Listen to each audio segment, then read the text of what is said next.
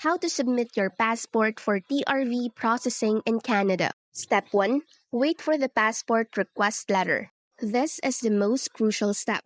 IRCC will send you a formal letter, usually through your IRCC online account if you applied online, indicating that your application has been approved and requesting your passport. Step 2.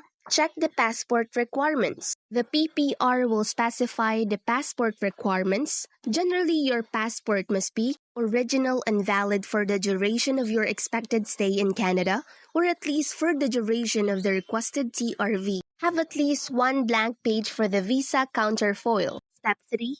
Determine where to submit your passport.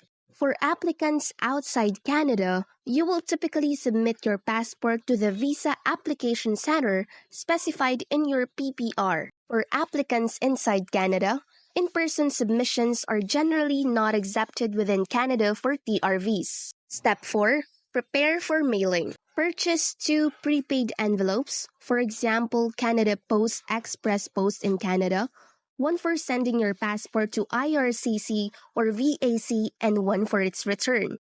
Also, the contents must be your original passport, a copy of your passport request letter, the Visa Application Center consent form, a copy of your biometric sticker, and of course your contact information, email, phone number, return address.